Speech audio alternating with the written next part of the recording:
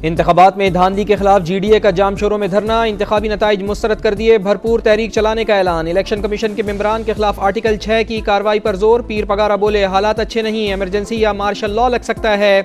इंतखाबात से पहले ही नताइज बिक चुके थे। पीर सदरुद्दीन राशिदी का सुप्रीम कोर्ट से नोटिस लेने का मुतालिबा।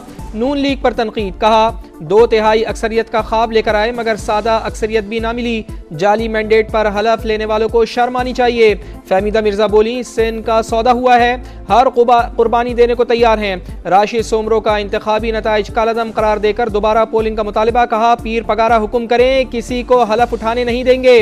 हाफिज नईमुर रहमान का कहना था कौन सी ऐसी फैक्ट्री है जहां नताइज बनाए गए, माफिया से जान छुड़ाना होगी।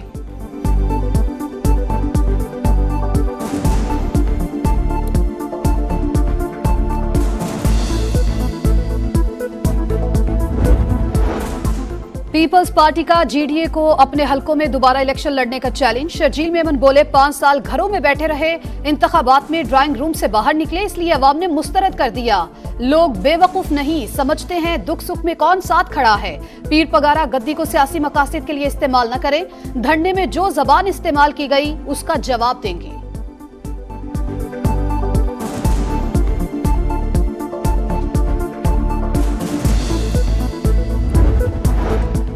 खैबर पख्तूनख्वा में जश्न, पंजाब में धांधली का रोना। PTI ने झूठा बयानिया बनाया, सैकड़ों जाली फॉर्म 45 सोशल मीडिया पर अपलोड किए।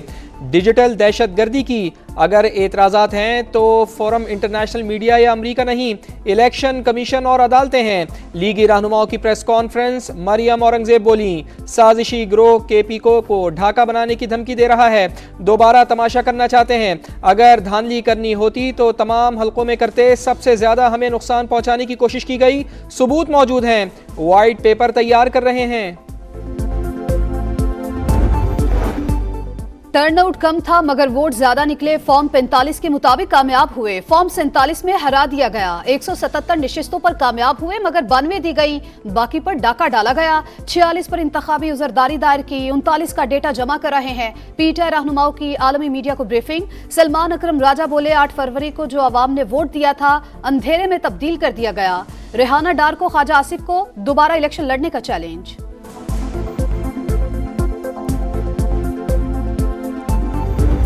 एतमाद के हक में नहीं था। ये अदम एतमाद की तहरीक पीपल्स पार्टी चला रही थी।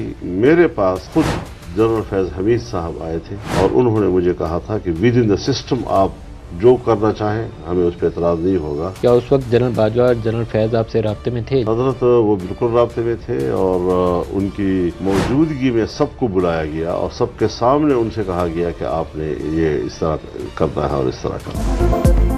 तहरीक अदम एतमाद के पसे पर्दा जनरल बाजवा और जनरल फैज हमीद थे। दोनों की इमा पर नून लीग और पीपल्स पार्टी ने मोहर लगाई। मौलाना का नदीम मलिक लाइव में दावा, कहा PTI हुकूमत इस्टेब्लिशमेंट ने बनाई और उन्होंने ही गिराई, मैं हक में नहीं था। पीपल्स पार्टी तहरीक अदम एतमाद चला रही थी। इंतखाबात में धांधली का बज़ाहिर फ़ायदा नून लीग को हुआ। अफवाह है नवाज शरीफ को लाहौर की सीट दी गई, शायद इसीलिए वो वज़ीर आज़म नहीं बन रहे।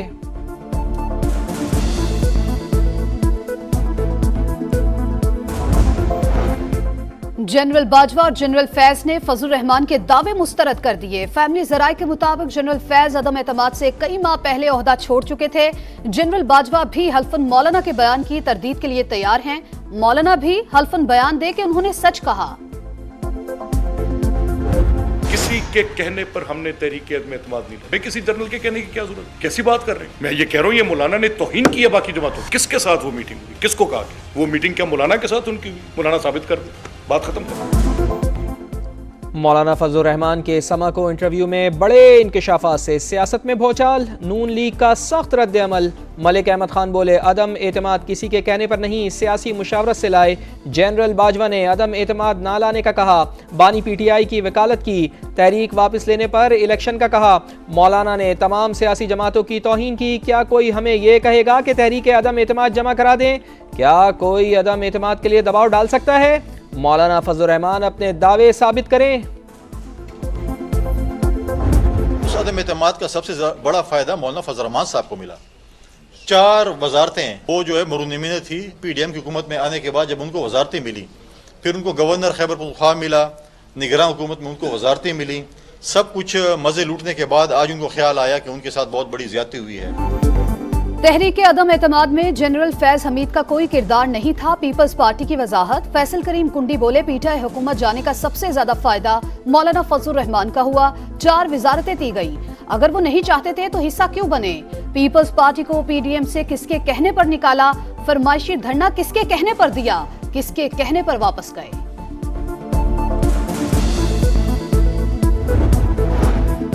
मौलाना फजलुर रहमान ने नहीं, दोनों जमातों ने जनरल बाजवा को तौसी देकर आइन, पार्लियामेंट, जमहूरियत और सियासत की तौहीन की। अगर दोनों एक्सटेंशन दे सकते हैं तो उनके कहने पर अदम एतमाद भी ला सकते हैं। JUI का नून लीग और पीपल्स पार्टी को जवाब। हाफिज हमदुल्ला बोले, PTI की मौलाना फजलुर रहमान से मुलाकात पर तकलीफ क्यों? पीपल्स पार्टी खुद बानी PTI से तारीकी में मुलाकात के लिए मिन्नतें करती रही।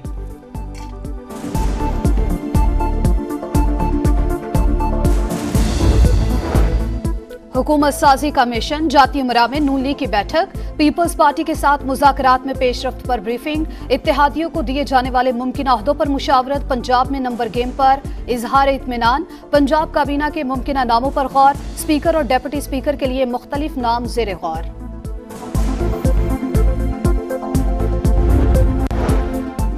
तहरीक इंसाफ और जमात इस्लामी में राब्ते बहाल। कुछ देर बाद इस्लामाबाद में मुलाकात होगी। लतीफ़ खोसा का लियाकत बलोच से टेलीफोन पर राब्ता। बोले, इश्तराक सिर्फ खैबर पख्तूनख्वा की सतह पर नहीं, वफाकी सतह पर भी किया जाना चाहिए। PTI का वफ्द कौमी वतन पार्टी के कायदीन से भी मिलेगा।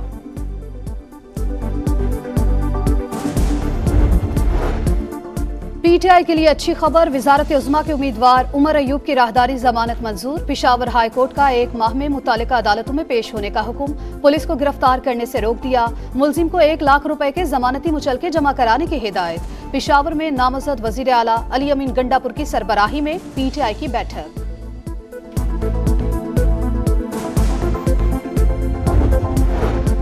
आम इंतखाबात का लदम करार देने की दरख्वास्त समाअत के लिए मुकर्रर। चीफ जस्टिस काजी फाइज ईसा की सरबराही में 3 रुकनी बेंच 19 फरवरी को सुनवाई करेगा। अली खान नामी शख्स ने हुकूमत साजी रोकने और अपनी निगरानी में 30 दिन के अंदर नए इंतखाबात का हुक्म देने की दरख्वास्त दायर की थी।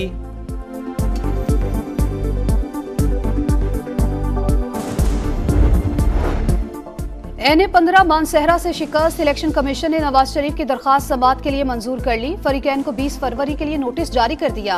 हल्के का हतमी नतीजा जमा कराने वाली रिटर्निंग अफसर तब्दील। बानी PTI की साइफर और तोशाखाना केस में सजा के खिलाफ अपीलें। इस्लामाबाद हाई कोर्ट से ट्रायल कोर्ट्स के फैसले कालदम करार देने की इस्तदा। हतमी फैसले तक सजा मुअत्तल करके रिहाई की अलग दरखास्त भी दायर। सुप्रीम जुडिशल काउंसिल का जस्टिस रिटायर्ड मज़ाहिर अकबर नकवी के बेटों को बतौर गवाह तलब न करने का फैसला। मजीद 4 गवाहान के बयानात कलमबंद। मोहसिन नकवी की अहलिया पेश न हुई, बयान हल्फी जमा करा दिया। जस्टिस रिटायर्ड मज़ाहिर नकवी का सेक्रेटरी जुडिशल काउंसिल को खत लिखा, रिटायर्ड जजेस के खिलाफ कार्रवाई काउंसिल का दायरा इख्तियार नहीं, तजावुज किया जा रहा है। आईनी और कानूनी तौर पर काउंसिल की कार्रवाई का हिस्सा बनने का पाबंद नहीं।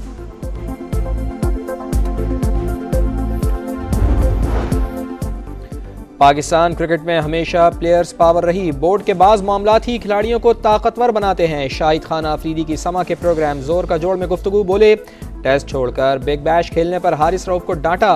बोर्ड ने बिल्कुल ठीक फैसला लिया।